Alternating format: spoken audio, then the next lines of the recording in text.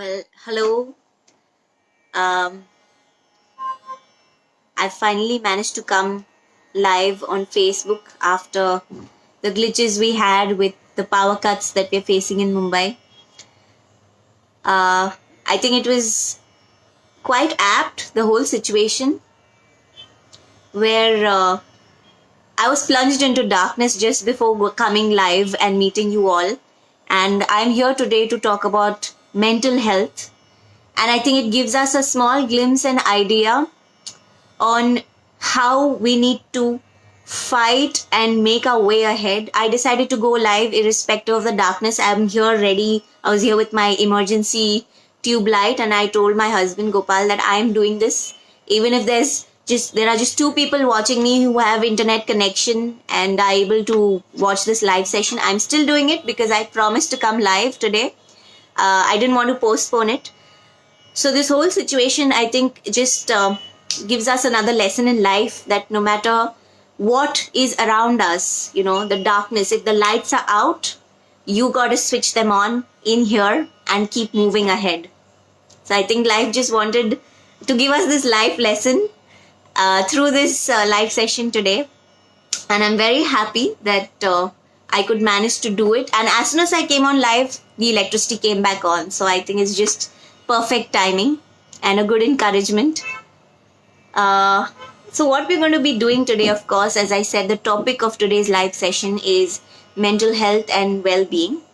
And what is relevant is music therapy for mental health and well-being. So, of course, we give so much importance to our body, fitness, our health issues. We keep checking our BP levels and cholesterol levels, but somewhere down the line, I think we forget to give equal importance to our mind, and the mind and body are not isolated from each other. They are correlated, they're interdependent. So it's vital that we pay equal attention to mental health and well-being as well. We celebrated World Mental Health Day on Saturday, the 10th of October, and that is the reason I am doing this live session today in honor of that particular day. Well, thank you, Amma. That's my mother-in-law there, all ready to support me and go ahead.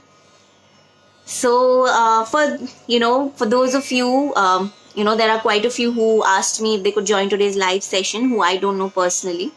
So, for those of you who are not well acquainted with me, I'd just like to give a short introduction of myself before we start with the actual session.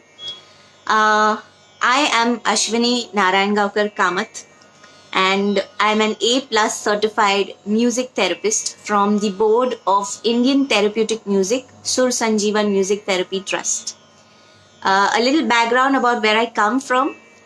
My whole family has been in Indian classical music since generations. So myself, my sister, my parents and generations before that have all been in Indian classical music. Personally, I have been in professional music since 10 years. Whether it's being an integral part of Deepak Music Academy, our music institute, Indian Classical Music Institute that was established by my parents 40 years ago, whether it was being a part of their devotional and classical stage shows, having music albums released, or writing on Indian classical music for the Teenager Today, which is a national youth magazine. So I decided to pursue music therapy, and it was a very intensive, very demanding course. It also involved doing an internship and working with patients to get first-hand knowledge and experience as we were doing the course as well. So my whole journey of music therapy has, brought people from across the country as well as other countries to me for music therapy. I work with physical disorders like blood pressure, diabetes, insomnia, migraine, acidity, lack of hunger, joint pains, arthritis, and of course, psychological conditions like anger, stress, anxiety, lack of concentration, depression. But today I am here to talk about music therapy as well as mental health and well-being. Understanding the problem is as important as knowing and understanding the solution to it. So to begin our session today, I am going to start with presenting a therapeutic music piece, an excerpt of it that I usually create for my patients who are dealing with stress. Of course, since this is a live session, I will not be able to use the binaural beats, which is an essential concept for the therapy that I do. I will, of course, explain what I mean by that in the session ahead. Nevertheless, music has all the power. So I'd like to begin with Suravali Anand Mohini. Well, I hope the sound is loud and clear and you can hear me crystal clear.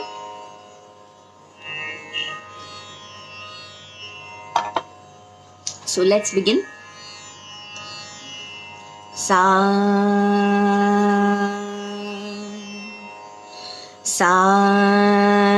ni dha ni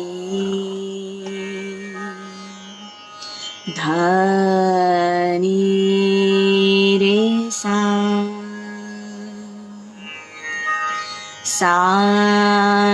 ni dha ni dha pa ma dha ni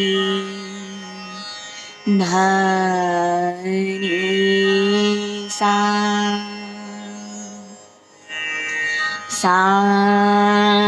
ni re sa ni dha pa ma dha ni re sa ni re sa ni re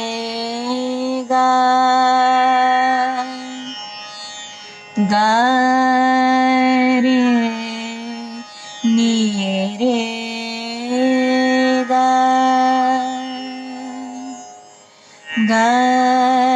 re ma ga ni re ga re ni re sa ni re ga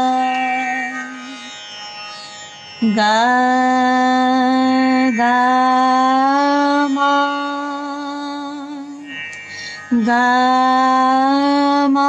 pa ma ga re ni re ga ma pa ma dha pa ma dha ni dha pa ma dha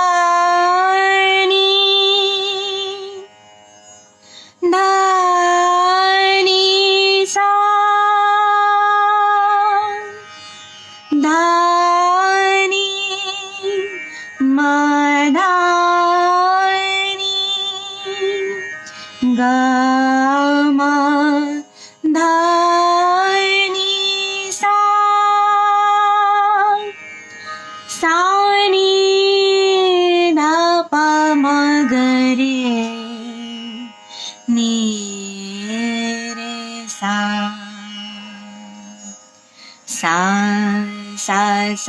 ni re ga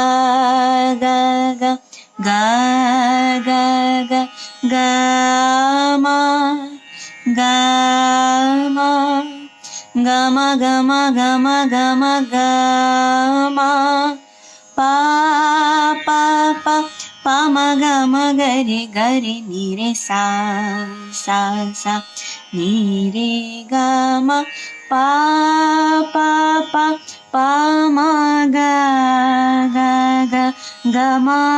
ga ma ga pa ga ma ga pa pa ma dha pa ma ga re ga re sa sa sa.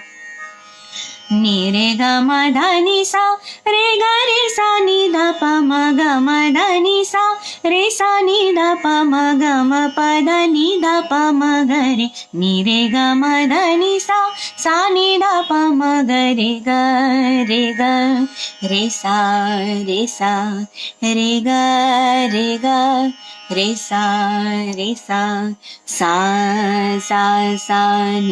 re ga ga ma pa pa pa ma dha dha dha dha dha dha pa pa pa pa re sa pa re sa pa re sa sa.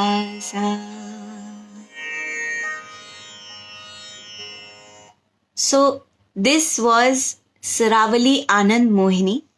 Now for those of you perhaps who are well versed with Indian classical music may have recognized the Suravali to be similar to Rag Yaman.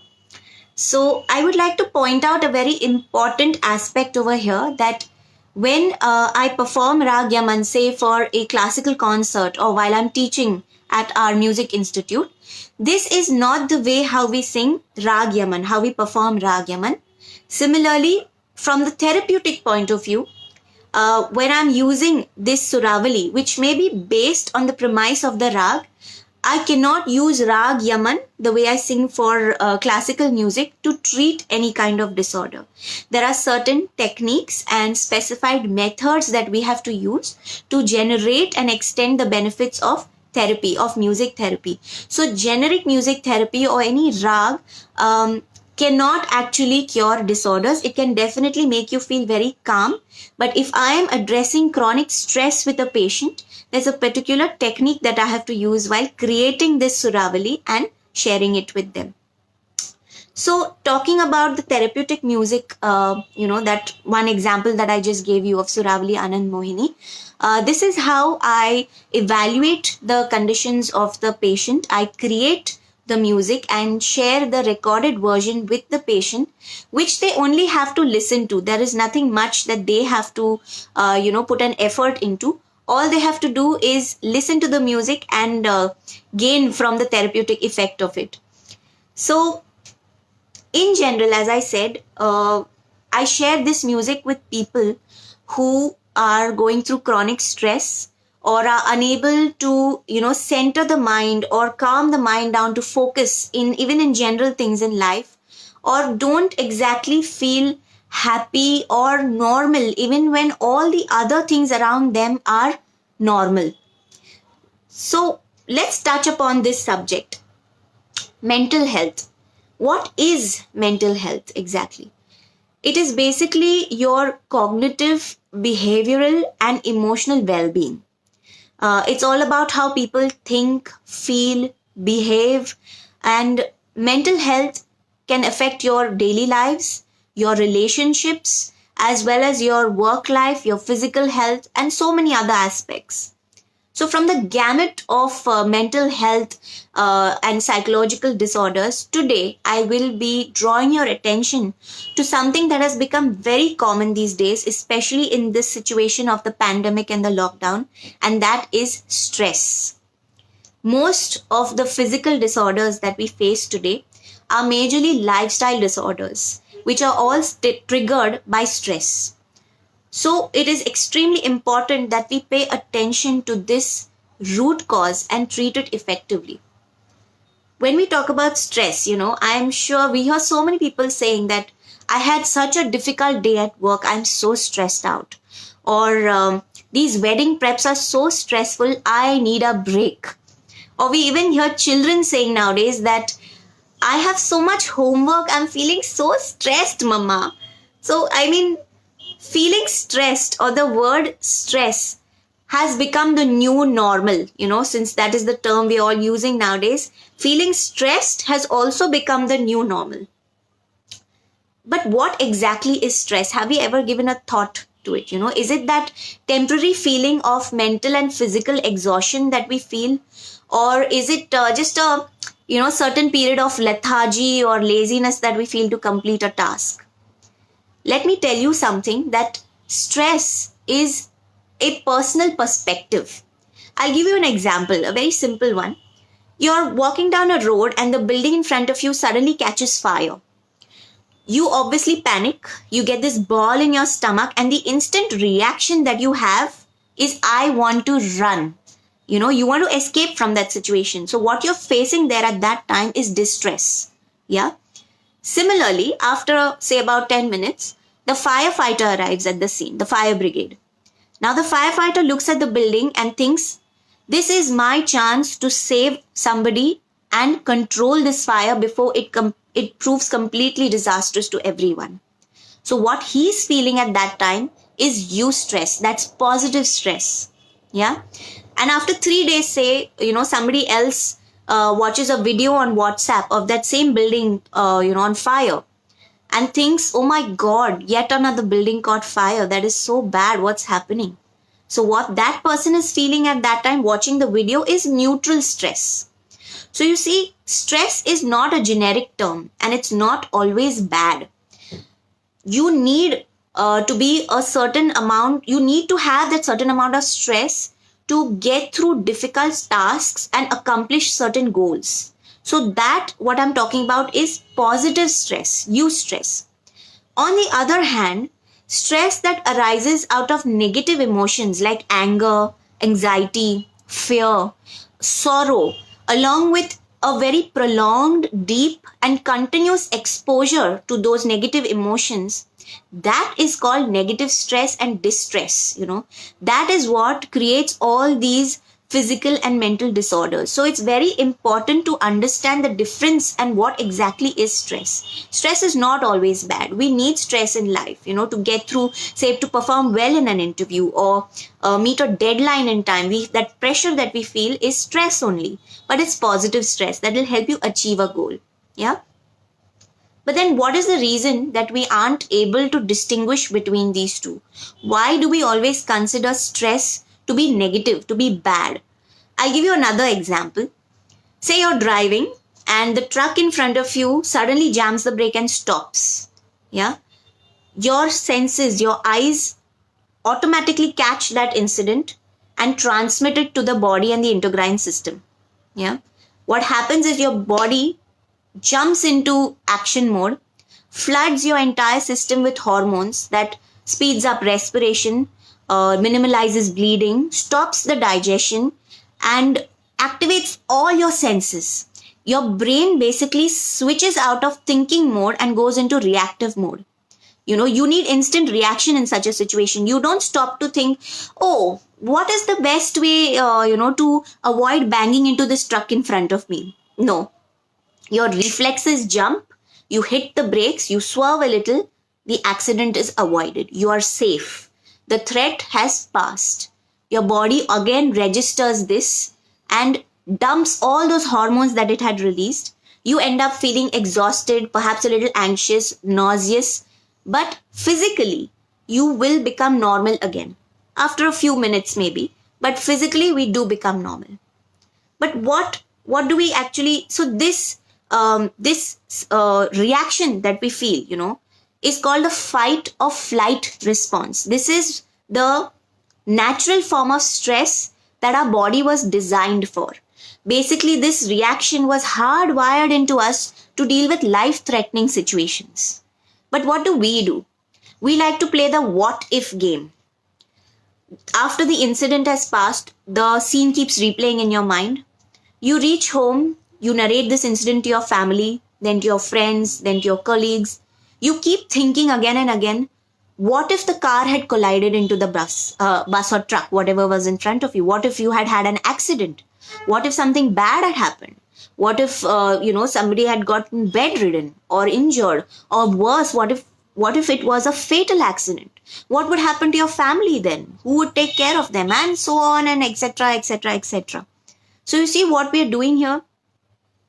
Your subconscious mind cannot distinguish between reality and fantasy. it doesn't understand the difference between real stress and dramatic stress. Yeah.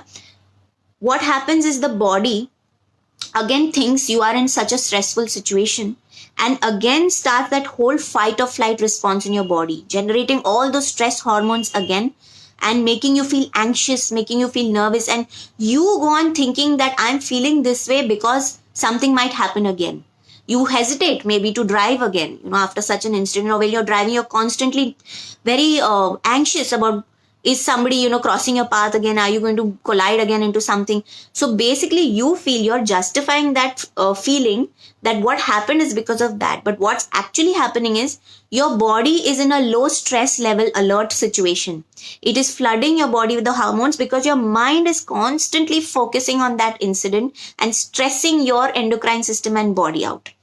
So you start accepting that level, this low stress level, as normal, right? And we do this in our everyday lives as well, not only these one-off incidents. Say your boss criticizes you at work one day. Yeah. If you're wise, you obviously will justify why your work, what you did was right, or you will fix whatever was wrong. But what do we end up doing? We start the movie in our head. My boss hates me. She always criticizes me. She's going to fire me from the job. I'm not going to find another job again in this situation. What will I do? How will I take care of my family? How will I pay my rent or my EMIs? How am I going to pay for my child's education? How will we survive? Etc., etc., etc. So the movie keeps continuing in your brain and you keep creating these scenes of devastation in your mind and stressing your mind and body out in the whole bargain. So you see how we end up torturing our mind and body with this kind of behavior and thinking. All these situations, all the conditions like depression, anxiety, anger, burnout, or bipolar disorder, personality changes, these are all outcomes of stress, and these are only the psychological conditions. Even physical disorders like blood pressure, diabetes, asthma, acidity, these are all the side effects of stress on your mind and body. I understand that many times a person may be going through a very severe, harsh situation in life where, say, post-traumatic stress disorder may occur. But that is something different. I am referring to people in general where we stress ourselves out with daily events, with normal routine events, and we feel that our life is so stressful. So, coming to what I do for people dealing with stress. Of course, it is a very known fact that music is the best stress buster, one of the best stress busters that you can have. And you listen to your favorite songs perhaps, or some very soothing instrumental music, and you feel very calm and relaxed after that. Now, this definitely works on our mind and bodies as well. As I mentioned at the beginning, our mind and body are interrelated. They are not independent from each other. So, such kind of generic soothing music definitely has a positive effect on us. But that is when you have gone through temporary stress, say a very difficult day at work, or you have faced huge stress. You have worked very hard to give a presentation. The presentation was a taxing, experience for your mind and body, but you did well at the end. And now you just want to relax. You want to unwind and just be, like after that heavy, difficult day. So that is when these kind of generic music works on the mind. You cannot call that music therapy. Music therapy goes one step beyond that. It addresses, as I said, it addresses the stress coming out of negative emotions. It is a disorder. For example, if somebody is severely ill with very high fever or third degree migraine, vitamins at that time are not going to help that person.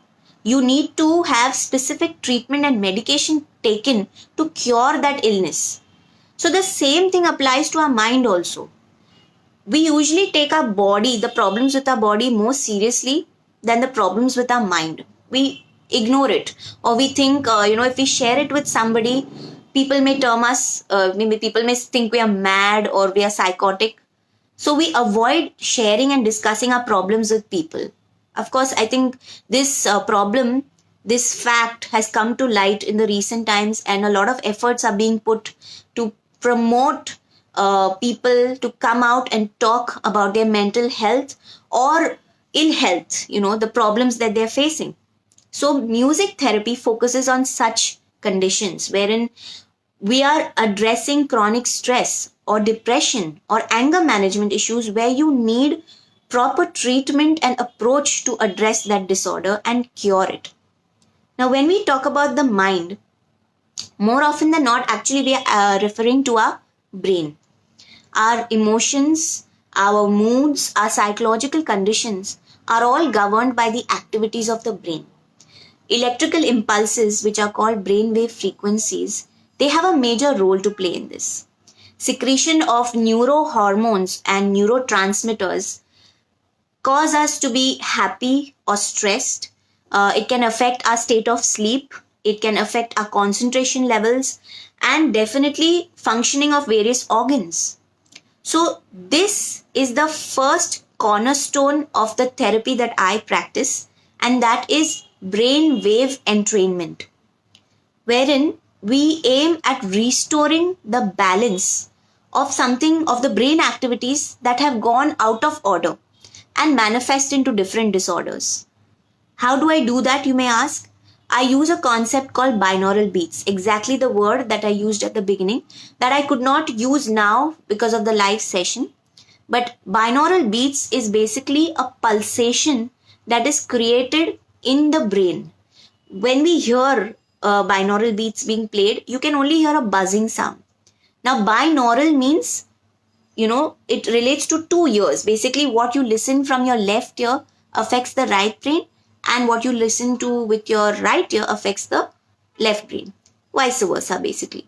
So, that difference in the frequencies, the brainwave frequencies, is a pulsation that is created, and trying to rectify the disorder in the brainwave frequencies, bring you back into that particular frequency wherein the disorder can be rectified. The second important aspect of our therapy is an ancient science of our country, and that is Ayurveda. Kapha, Pitta, and Vata. I'm sure many of you have come across these terms. These are basically three functional energies of our body that govern all the functions, whether it is psychological or physical. Now, each of us is born with a particular prakruti or a constitution, as we call it in English, wherein these functional energies or doshas exist in a predefined ratio. So, whenever there is again an imbalance, whenever we deviate from our natural constitution, again there are different disorders created in the body. Of course, the process is not as simple. I'm just trying to simplify the concept to you for the sake of understanding, and because this is a Facebook live session, I cannot go into extreme detail. But whenever these doshas have any imbalance, they manifest into different disorders. Now, how is this relevant to my therapy? The evaluation of the prakruti or the constitution of the patient is the first step for me to start the therapy. Only after the evaluation is when I then create the special customized therapeutic music, and I'm able to share it with the person to listen and then undergo the whole therapeutic process. And last but not the least, of course, is the medium through which I do therapy, and that is music, of course, and specifically Hindustani classical music. It is music that connects these two sciences of Ayurveda and brainwave entrainment. Many people now don't realize that music at the end of the day is what? It is sound, pleasant sound that soothes our ears. So obviously that involves sound waves, frequencies, vibrations. So it's nothing but simple physics. Yeah, music is a beautiful amalgamation of science and art. While you also have to have creative abilities for obvious reasons, you also have to be very well versed in cognition, calculation, judgment, analysis. So it's a beautiful amalgamation of science and art, because there are many theories and research also involved in music. So it's not only a feel good kind of activity, it goes much deeper than that. So, as I said, every musical note I was talking about the scientific existence, music having the physics element in it. Every musical note or the sur of Hindustani classical music has a qualitative aspect as well as a scientific existence. Now, when I talk about the qualitative aspect, that is what you feel when you listen to music in general.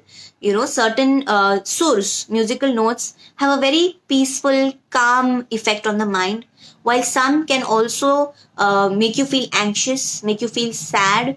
There are certain musical notations of those sort, and that is the reason, depending on what the condition is, we have to very carefully pick and choose the therapeutic music that we create, the Suravali as it's called. Now, our ancient musical heritage of Indian classical music goes much deeper than only music meant for entertainment.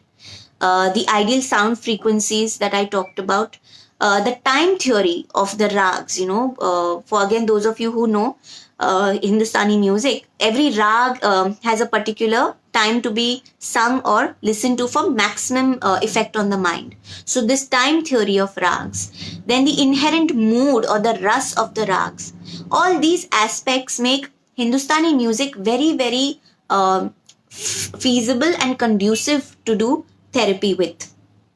Now, how you may wonder how I am so confident in talking about all of this, and that's because research of 25 years of Sur Sanjeevan Music Therapy Trust, where I did my music therapy from, has resulted in this very scientific and effective mode of therapy that uses Indian classical music along with Ayurveda and brainwave entrainment. So when we combine binaural beats and the musical notations, that term together is referred to as unified vibrations. And that is what goes and affects our mind and body, wherein we cure physical disorders like hypertension, diabetes, asthma, arthritis, joint pains, acidity, which is very common these days, even with youngsters, lack of hunger, and of course, psychological conditions like stress, anxiety, depression, anger. So, this is basically a gist of what I wanted to give you about music therapy. From, as I said, mental health ranges from many, many conditions. But I wanted to draw your attention today to stress because that is something that we are all dealing with at some level or the other, some point or not in our life. And it's very, very essential that we pay attention to it and treat it. I'd say, treat it and try to stay more focused and calm in life in whatever way you may find. As I said, if it's temporary stress that you are feeling, you may pursue your favorite hobby or passion and relieve stress. And if it's something more chronic, more serious that you're facing, then it's necessary to get the help and get sorted in life, if I may say that. So I hope I have been able to enlighten you today about stress and music therapy for stress. If any of you want to get in touch with me or for yourself or for your family members, you can directly message me. And please do follow my Insta handle and Facebook page that go by the name of AMTC Mumbai. That's my brand name, Ashwini Music Therapy Center. And if any of you would like to ask something or you have any questions, please feel free to do so. If not now, you can again drop me a message via Messenger and I'll be happy to answer those questions for you. I think I should have a look at some of the comments. It's extremely humbling and flattering, I find that way. Hi, Tanvi. Gautam, thank you so much for cluing in. I know how busy you are. Sabita auntie, good to see you. Hello, Vijay sir. Roshni ji, so nice to see you again after our live session for Chembur Mommies. Hi, Vaibhav. Thanks for logging in. Trishita, of course, you are always there, girl, for me. And lovely. Ashwati, thank you so much for joining in. Nisha, so nice to see you, dear. Jyoti auntie, thank you so much. I hope I was able to throw some light upon stress and music therapy related for it. Rujuta, hi, so nice of you to log in from Australia. I hope you all are doing well. Stay safe. All right. So, well, thank you. Thank you, Mansi. Thank you, Barsha. Great. Um, so I think we can call it a day. As I said, this was a very interesting start to my live session. All of us experienced power cuts today, and after having the power restored in the afternoon, we were plunged into darkness again just at 6:45. I wasn't sure whether I'd be able to go live or not, but then I said I will do that. Staying positive and focusing is, I think, what gets us through life, gets us out of the darkness. It's just about switching the lights on in there. And good wishes to all of you. Yes, thank you. I intend to keep it short. I don't prefer having very long sessions, as I feel you miss the point, and after a point of time, you just lose attention over what we are saying. Well, thank you, Vaibhav. Looking forward to hearing from you. Thank you, Vijay sir. Thank you, Jyoti auntie, Trishita. Thanks, Aarti. Thanks, Neha. All right, so I think I'll call it a day, and wishing all of you stay healthy, stay safe, and I always say stay healthy musically. Bye bye. Thank you.